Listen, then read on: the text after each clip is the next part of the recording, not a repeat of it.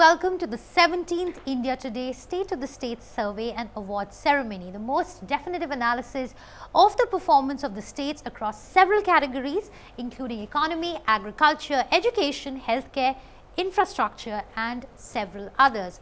I'm Shweta Punch, Deputy Editor, India Today magazine, and your host for the show.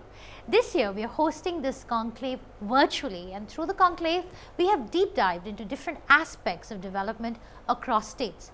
We're also delighted to have the Honorable Minister of Road Transport and Highways give us an overview on the center and the state equation in the post-pandemic world. Before we begin, I would like to thank our sponsors. Presenting sponsors Shrey Infrastructure Finance Limited, technology partner Microsoft, associate sponsors Swami Vivekanand Sabharti University, OP Jindal Global University, and Manav Rachna University. Well, with that, I'd like to invite Mr. Raj Chengappa, Group Editorial Director, Publishing India Today Group, to please open the conclave and give the welcome address.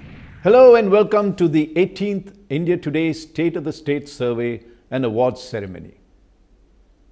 Long before cooperative and competitive federalism became the buzzwords for change, India Today magazine had initiated a unique process to measure the pace of growth across the various states of the country. We believed that the states were the key engines of growth for the country. If the states did well, then the country did well too. To enable states to benchmark their performance against others, from 2003 onwards, India Today conducted the State of the State survey by putting together a set of parameters for governance and rewarding the best performers based on these findings. So how does India Today judge which of the 28 states is better than the other? We focused on those functions of a government that are vital to the uplift of the people of the state. These include obvious ones like providing better education, health, agriculture facilities, and entrepreneurship opportunities apart from maintaining law and order. Then there are also infrastructure issues like providing adequate water, power supply, and transport. As critical is how well the state is being governed and does it provide inclusive development. All these depend on the state leadership for vision and execution. Rather than rely on opinion surveys, we decided to base our study on hard facts and figures. We made the survey totally independent by engaging the leading research agency MDRA to collaborate with India Today magazine.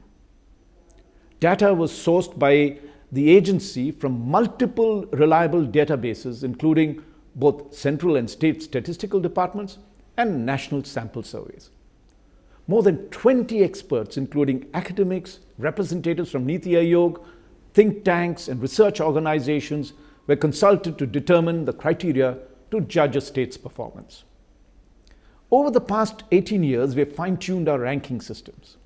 For instance, when we found that some states kept winning because of historical, geographical, or legacy reasons, we started awards for the most improved state.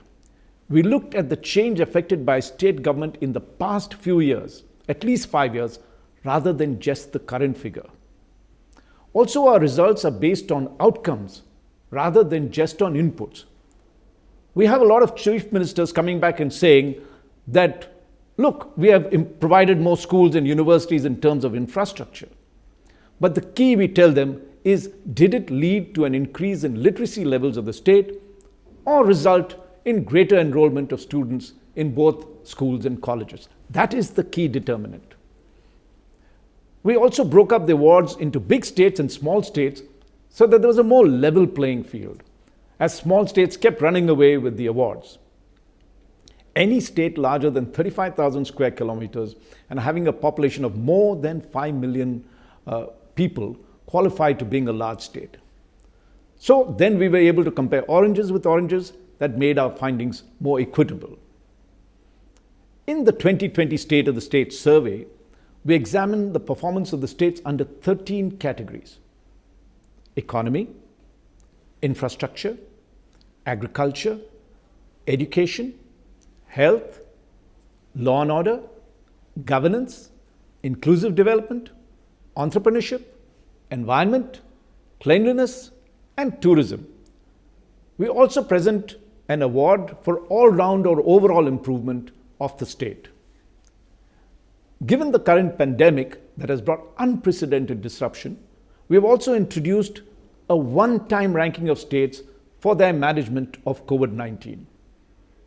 In all, we used over 200 attributes or indicators to judge the performance in these 13 or 14 categories. Even for attributes, we assigned different weightages to make a more balanced assessment. For instance, an industrial state such as Maharashtra may score very low against Himachal Pradesh, Kerala or Assam in terms of environment. It just doesn't have the kind of forests they do. So to neutralize such advantages, the categories which reflected more of a state's own effort were given higher weightages. So based on the weights determined for each indicator, rankings in each category were arrived at.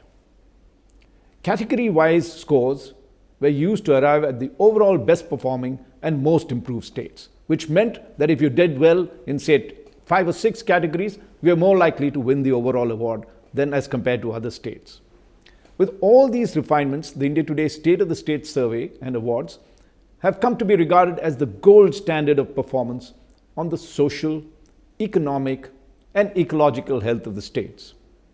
Even Prime Minister Narendra Modi has acknowledged India Today's contribution by stating, and I quote, "India Today has been rating Indian states and giving awards to the best performing states from 2003. It has become a benchmark and others started following that model." Close quotes. We have a special award presentation with speeches from winning chief ministers and key ministers of these states. So I'm not going to reveal who all have won the awards, but let it unfold. We are also delighted and honored that Mr. Nitin Gadkari, Union Minister of Road Transport and Highways, and Minister also for Micro, Small and Medium Enterprises, is delivering the keynote address. Apart from that, there are several panel discussions on how to better govern the states and provide infrastructure. So stay tuned and find out which award your state has won and read the special issue of India Today to find out the full details. Thank you very much.